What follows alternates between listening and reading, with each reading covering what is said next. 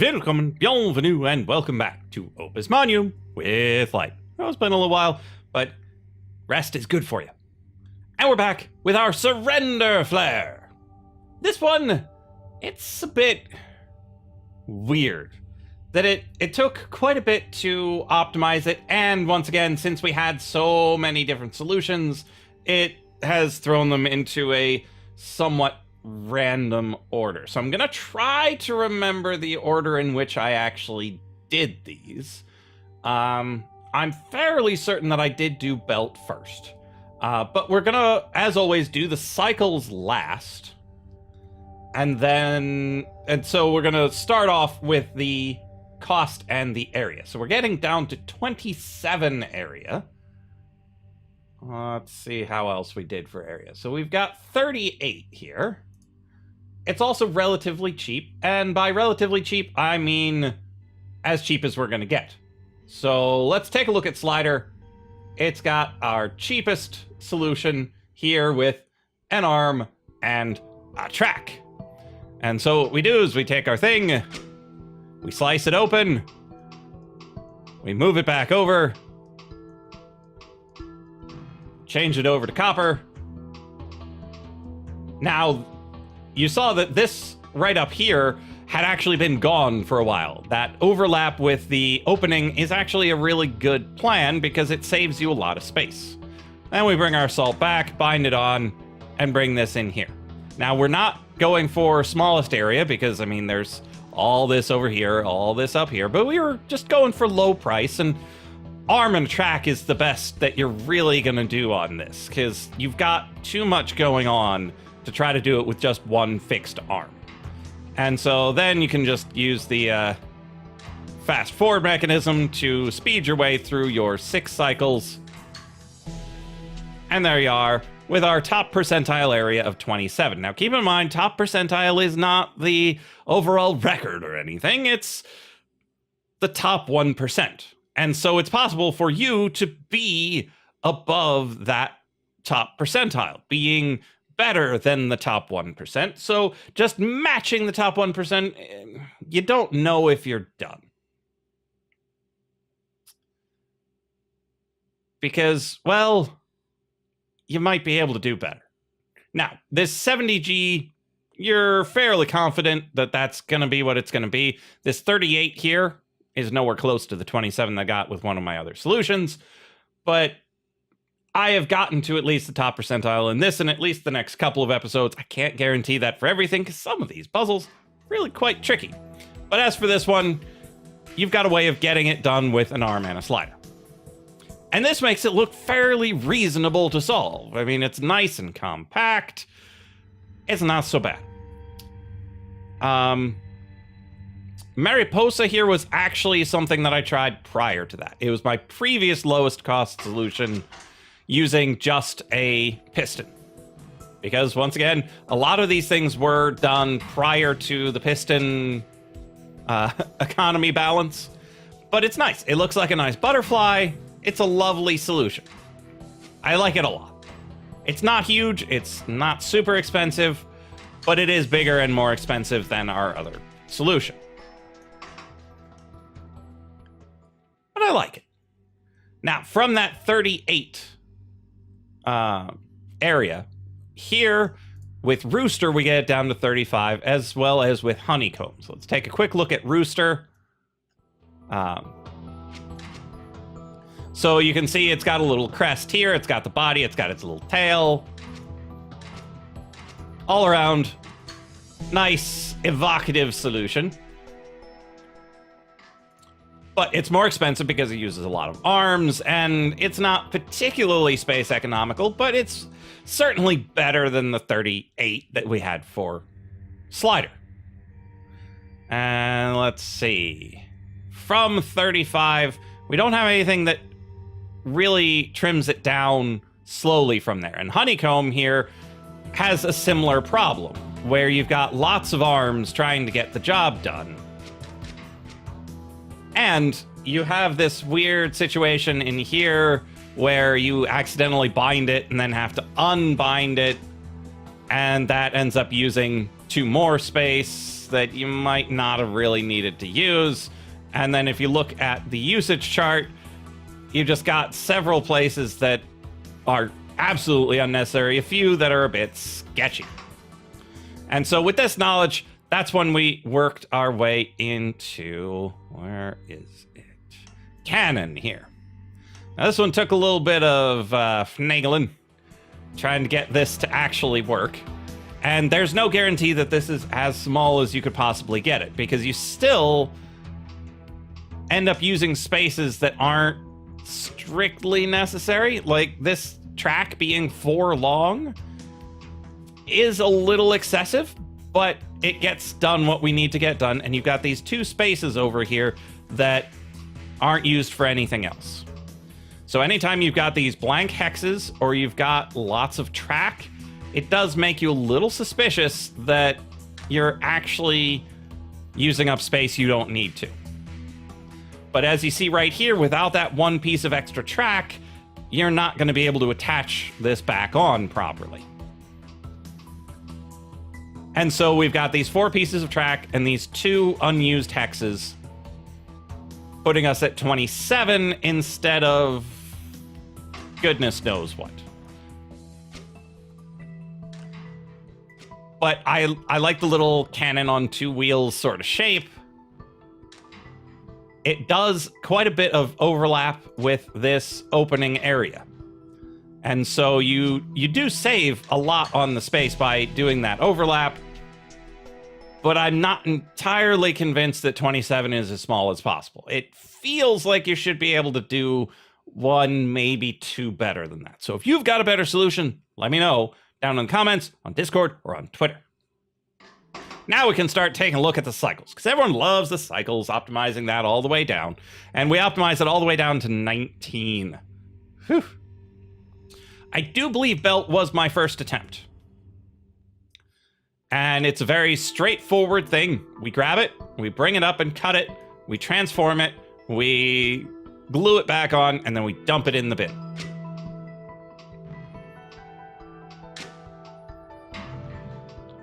Now the problem is, we're grabbing it every 4. Because we just can't get the product out of the way fast enough to pull it any faster. And so 28 cycles should not be impressive for this, because we know that there's no way this is as good as you're gonna get. Because pulling 1 every 4 implies that you really should mirror it and double the speed, and then you cut it roughly in half. But even then, there's a lot that needs to happen to get it from here to the end, and as you can see, we can't just simply mirror this one. And that's what happens in a couple of the other options. Now, it's a little difficult to see where they actually go in order. Is it over the top? Let's check over the top. I think over the top came before cardioid, because we've got our previous solution right here. And now we're going to take 1, send it the other way.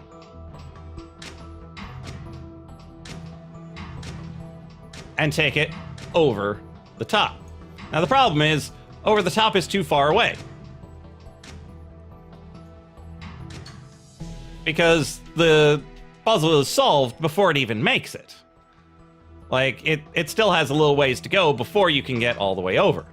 So over the top has the same number of cycles, it's just kind of worthless. Not double does vaguely the same thing, where it takes it and sends it around the sides, sort of like over the top did for this part, but mirrors it on the other side.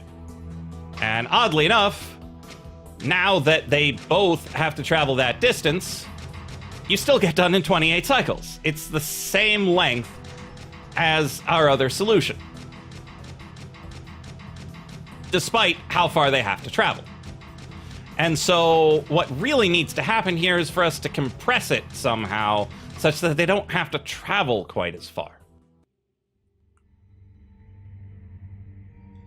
And so I believe that's where cardioid comes in.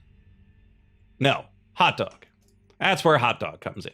Trying to do that, but taking a pretty but not enough. Oh, yeah. This one's interesting. This one was a bit out of nowhere.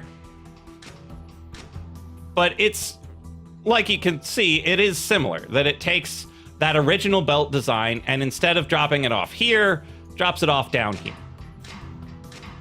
And then we can double it to get down here as well. And so, in the end, it saves one cycle, which in this game is sometimes quite a lot. So it's pretty. I love all of these pointing in all these directions and never grabbing something they aren't supposed to. But then we've got hot dog, which is a variation on that, where we grab it from here and we've got our normal belt, and then instead of going over the top to the clockwise direction, we do it to the counterclockwise direction because it's a shorter journey. And since it is a shorter journey, we actually manage to get one product from the second direction into the bin. And so instead of having 27, we've got it down to 25. It's still not great because the second direction still only gets one in. This one then gives rise to cardioid, which is a mirrored version of that, where they both take the same length to get to the end.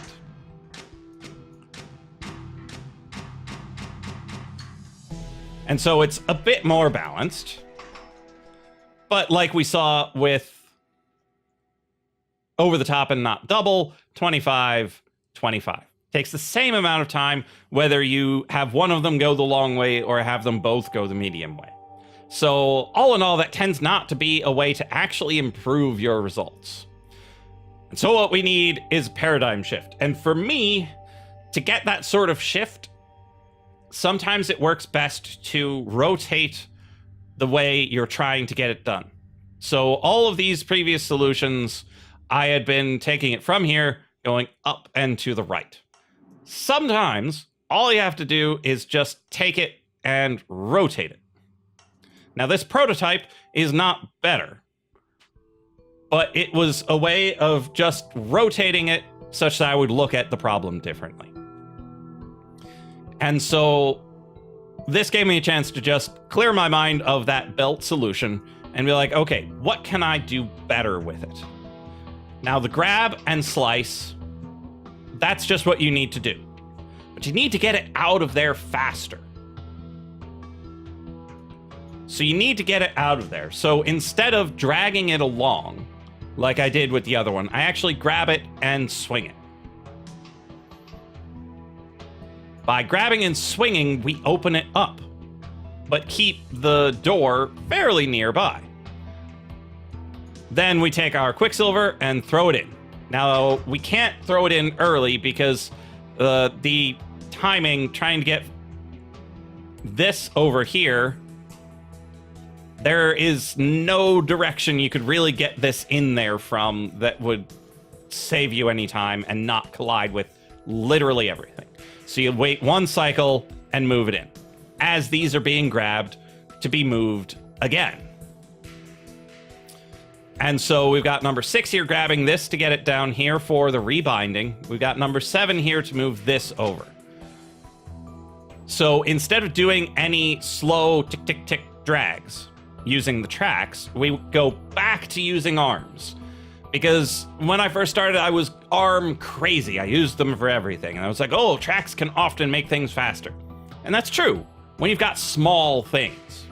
When you've got small things you can easily drag from one component to the next, using tracks is great. But when they start getting big like this again, it starts getting more reasonable to use long arms to move them quickly. And so we use the long arms to move this over here. Then we waste one cycle putting the cap back on. I'm not a huge fan of using that cycle to put the cap back on. It feels like I should be able to remove that as well, but I tried a lot of orientations of these arms in through here, trying to move this to a place and move this directly into the binding. And every solution that I found that didn't collide also didn't get you to a place that you could mirror. And that is also part of this design, is making sure that nothing crosses this line. Now, you'll notice that this is out of alignment with this line. I didn't notice that until finalizing it after this prototype. But this prototype was just making sure that I could make a nice, fast, one-sided contraption, such that I could just take all of this and build it on the other side too. And it is really quick. Very little wasted time or movement. And instead of having the 3 ticks with the track, you only have the 2 ticks with the arms. And so that's our prototype, and then we mirror it, and that gets us down to 19 cycles. We needed to do a little bit of adjustment right here, because this guy was off to this side. It wasn't on the axis of symmetry, which causes trouble. But everything else was pretty much good to go. You just readjust this arm and this guy, and you're good to go. And now you have it actually functioning on both sides. You get a nice even balance, 3 and 3. You can hear that it's asymptotic with the kabang, kabang, kabang. And this is a really nice solution. It has a couple of little things where you're like, really? This little bit right in here? Are you sure that's how we're going to want to do it? Maybe. I don't foresee being able to do it faster than this, but y'all are welcome to try. Because that's the beauty of the top percentile rating, is that, well, you don't really know what actually is optimal. You've got a good idea now. You're not just shooting in the dark. But you're never entirely certain that you can't just shave one more cycle off somewhere in this nonsense. Somewhere. Now, there are a couple of other solutions in here that are just a little bit weird. So this one, we slice off a salt and then have a whole other product over here generating salt to recap these things. And so we end up wasting a lot of salt. But it's an interesting idea. Having it built in such a way that you end up using one of your products to finalize what you're making. It's rarely ever going to be the most efficient route, but if you've got a really complicated input that you just can't seem to get to work any other way, this might actually do something good for you. And then we've got our slightly different waste management system, where it shaves a little bit of time off by changing where we reapply the salt. Because before we had this go all the way around to here, and we would resalt it here, but given the timing, we're actually able to get the salt over to this side, and it saves you just a tiny bit of time. It doesn't look as nice because you don't get the full snowflake effect, but it is a little bit faster. But it's never going to be able to compete with our 19 cycle solution. So if you're going to go with one of them, you're going to go with the one that's prettier. And be like, hey, I love how this looks.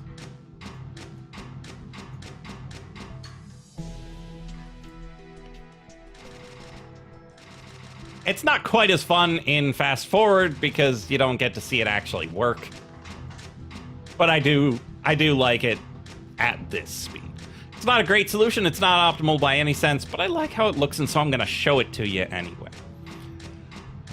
And just so you know, on a stream that I've done, I started working on some custom levels of my own. I'm not going to release them because they're part of a themed pack. So once the themed pack is ready, so 4 or 5 related puzzles, then I'll upload them to the workshop for you all to tinker around with. But that's all for our surrender flare here, turning iron into copper. And I will see you in the next episode of Opus Magnum with Lyte.